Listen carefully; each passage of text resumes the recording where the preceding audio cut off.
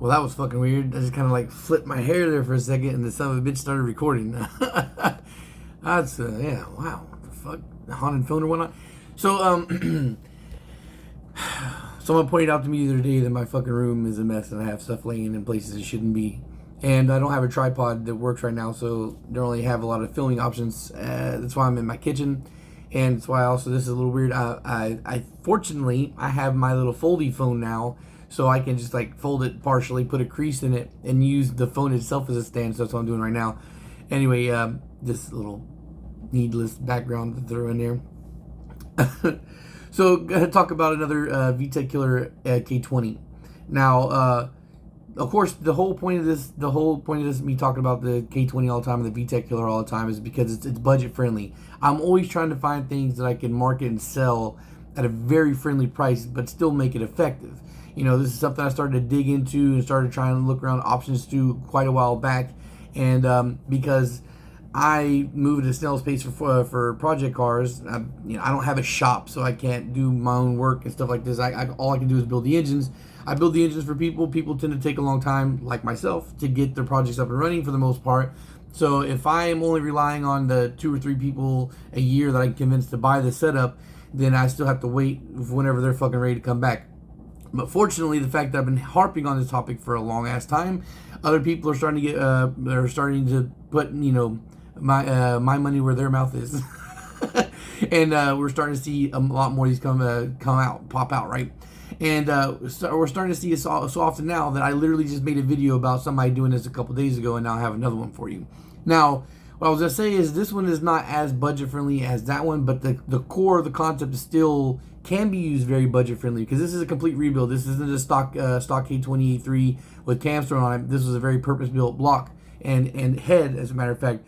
And the head I'll get into, and that's also something that needs its own video eventually, which I've just been lazy to do. So to get into it, right? So this is a fresh top and bottom rebuild.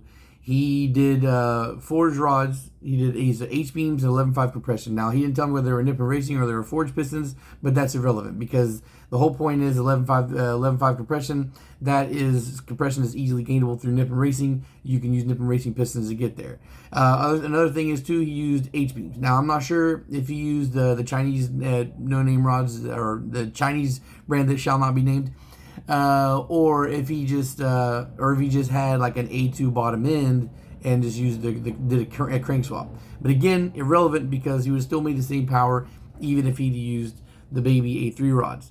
Now, I tell people all the time that this isn't like a Big Brother where you can throw it at 500, 600, 700 horsepower at them and they'll be fine. But you can definitely throw 300 upwards of 300 wheel horsepower at them and they'll be completely fine. So we're talking about NA build. Unless you're going with a 4-piston head, which defeats the whole budget build, then you're not gonna have to worry about it. You're gonna have plenty of room to grow NA on your base model rods, right? This goes for the K24 as well if you're using a K24. And of course, all the K series pistons are interchangeable with the rods. They'll all swap over, no problem. So now, what makes me really happy is that, this is an 11.5 compression build, right? I did a K20 video way earlier in the year, talking about the, I think, RRC pistons or PRC pistons. Like, what power can you expect to see from a K20? Because I'm trying again to sell the K20 block. The K20 is just so overlooked unnecessarily. But because of the fact that it's overlooked right now, you can get them for pennies on the dollar. Even an actual big boy K20 bottom end, you can still get for like under $500 because the fact that most people just yank the head off of them and they don't want anything to do with the K20 bottom end, which is completely crazy because that's easily a 500 horsepower block and it's under $500. Right? So again, Vtec killer. It's why we're here. It's what we're talking about, right? Vtec killer. So 11.5 compression, which you can easily do with a set of nip and racing pistons. And again, remember, if you're using a K20 A3 like long block as your base, if you're using K20 A3 long block, the head has tighter chambers, so you're going to get higher compression. So if you go with the K20 head, you're looking at like 11.8 compression, almost 12 compression to get with that setup, right?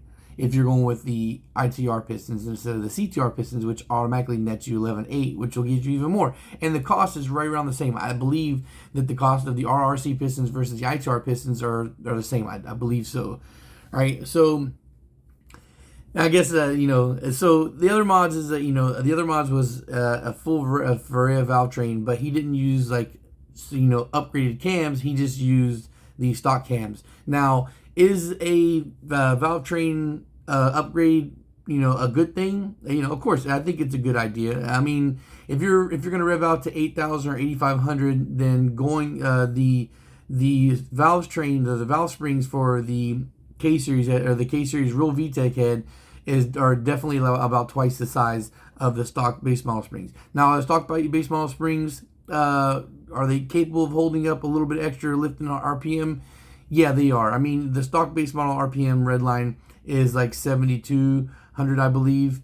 Of course, if you raise up to 8,000, it's not the end of the world. But again, you got to think about how you're going to be using this vehicle. Now, if you're going to be beating on it all the time, then yeah, it's a good idea to upgrade springs. If you're just going to be, if you're just going to be daily driving and you're going to make pulls on this from time to time, then I don't think it's the craziest thing. Of course, I've still offered rebuilt the base model heads to keep the stock valve train, but I have made a habit of keeping, every time I do a VTEC head for somebody, I keep those valve springs and I use that to beef up the base model head. As a matter of fact, I have one right now that's for sale, and I have another couple heads, and I have I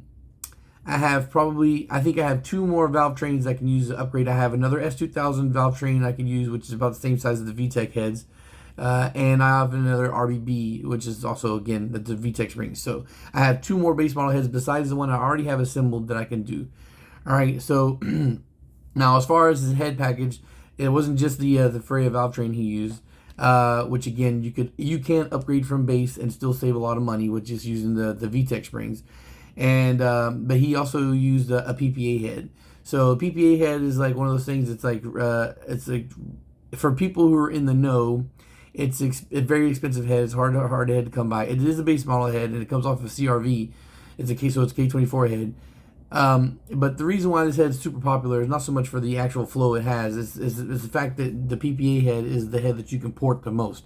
So that head in and of itself isn't like a great power gainer. It still comes on a 160 horsepower engine. It's just that it has enough material on it where you can port the fuck out of it. Which, again, like I said, that goes into my whole head conversation. Because at the end of the day, guys, most of these K-Series head will net you the same, or very close to the same power and torque numbers that you're going to get.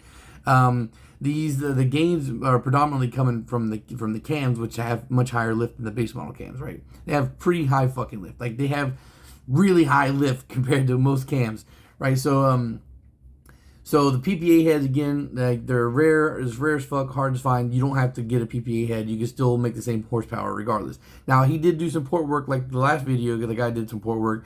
He didn't say he port matched or whatever. He just hand ported.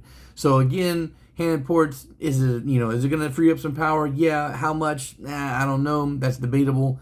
But it's one of those things where I think if you don't port the head, you just leave it like it is, and you don't do anything cleanup wise, like, you're still going to get very similar results. I don't think, unless you're sending it out to be actually ported all the way through and through, that you're going to see the most gains on it. Now, so if you're anxiously waiting, but then again, you know what? You're probably not, because I've already put the fucking power numbers in the title. But he made 228 wheel horsepower, right? So essentially 230. So all that shit that I've been talking all this time about, 220, 230, maybe even 240, depending on fuel, is validated.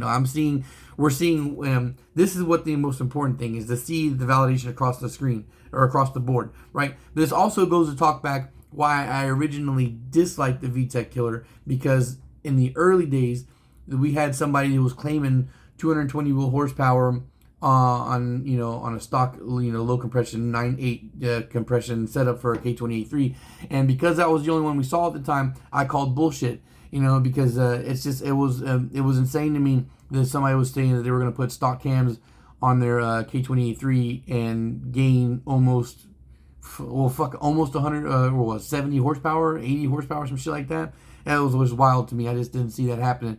And again, when we start seeing, people recently that are doing the K20 A3 VTEC killer, we are seeing very good results. Much better than I would initially imagine. Not as good as that bullshit fucking post initially claimed, but real, not that far off from it. So we're seeing consistent 190 plus wheel horsepower, like 195 plus wheel horsepower.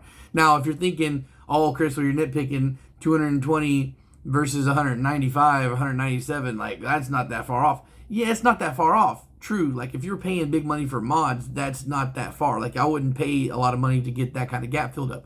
But when you're talking NA, and every horsepower counts NA, that's a big ass difference. So that's something to fudge about right there. That you're claiming 220 off cams alone. Yeah, but this just goes to show, right? So 228 with 11.5 compression versus the fucking versus what you're seeing with the straight low compression. So if we're seeing consistent 190 plus wheel horsepower and a piston swap alone is jumping people up to 230, that's incredible. 230 horsepower. There are a lot of people out there that do K24 K20s and make that kind of power on pump. So you're right there in competition with those guys, and it's not taking much effort. Now, if your argument is, oh well, people are taking a stock block, and the fucking stock head to make that kind of power. Yeah, but I mean, again, if you're taking an engine block and a cylinder head that you've never done any work to, you don't know the real health on, you're throwing the dice there, taking a chance. With this setup with a base model, I mean, you can literally get a K20 base model engine for like $150. Now, I know this is area dependent or whatnot, and people always post these engines for more than what they're worth. Like you'll see people post at $350, $500 even, and I'm like, that's insane. It's never gonna sell, and they never sell because K20s don't sell in general. So why the fuck would somebody buy a base model K20 unless they're in a pinch and they just need a complete engine swap over because they blew something up, right? They don't sell. They sit and they sit and they sit and they sit. I've literally had people come offer me a base model K20 like a year after they posted it. Like, hey, bro, 175, 150 bucks you offered. I'm like, and then even at 150 bucks, I'm like, no, I'm not taking it. Unfortunately, I'm not selling them. I'm not selling any engines right now, so there's no reason for me to take them when I already have a stockpile. Although I think that the two K20A3s I have right now, they would need to be bored and honed. But again, it just goes to show that if you're, a stock fucking, just take a K20A3, put some 11.5 or 11.8 compression pistons in it, and you're making mid 200s almost. Like, and this is a pump gas build. Imagine if you go E85. E85, 245 wheel horsepower, 250 on the same setup. That's extremely impressive. And imagine the looks that you get when you stomp on somebody with that K20A3 fucking thing in there. And people are gonna be screaming nitrous because they're not gonna believe that you did it. Well, Kenny over Humble Performance, like he likes to make fun of people on his K20A2 that he has. K20A2 long block hasn't been opened, and he tells everybody it's 180 horsepower engine because it is. It makes 180 wheel horsepower unmodified, without being tuned. But of course, they've got bolt-ons on it and they've tuned the fuck out of that engine. I think he was like I think on the low side they made like 240 wheel horsepower. So if is imagine that you can like he raced somebody recently who was making like 300 horsepower and he beat him, and the guy literally refused to fucking believe that it was what it was. Like he was saying, oh, my friend heard a turbo in the car or whatnot. Like the dude's given the Kenny's K20 like imaginary bolt-ons because he just refused to believe that it was a stock engine that beat him that badly. And again, imagine what you do to somebody if you're pulling up on them on a K20A3. You pop the hood, they see that base model stamp, you run it, you smash on them. It's really impressive. I eventually want to do this for myself. I literally have long blocks under my kitchen table right now that I could do. But the problem is, at the end of the day, the people really want to see, or the things that really get the most attention is high horsepower stuff. So unfortunately right now I'm stuck in my fucking like $15,000, $16,000, $17,000 build with the ES2000 I'm doing.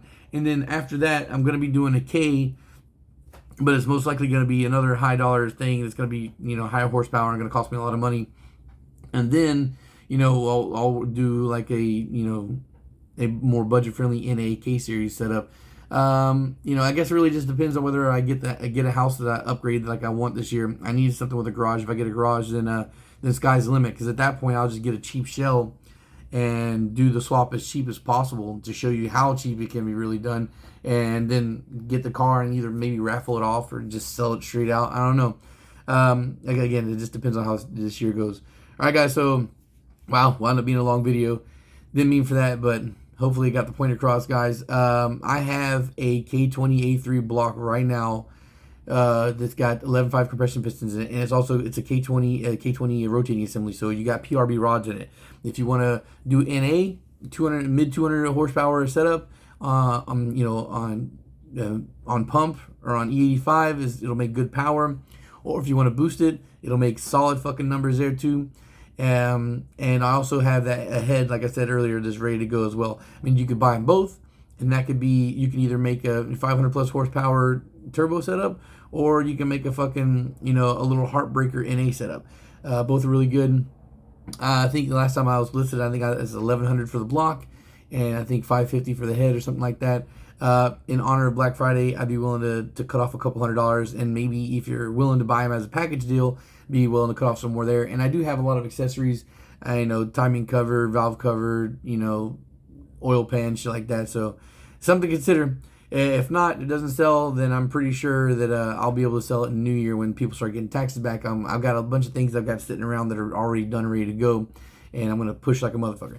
All right, guys. Social media links are in the description down below. If you got any questions you want to ask them in the comments. I don't do DMs anymore for questions, guys. If you're just DMing me to ask for what this does or what that does, I'm not going to answer you. My DMs are for business. If you got a business inquiry, then hit me up there. But if you ask me to buy something and then you turn around and start asking me tech stuff, I'm just going to bounce on the conversation. All right, guys. Also, beachmeans.com is in the description down below too, so you can get a good idea of what prices are. They still need to be tweaked for the machine shop prices. The Born Hone decking, all that stuff is not included. So I guess there you go. That's the baseline price for a stock bore rebuild. All right, guys. Thanks for watching and peace.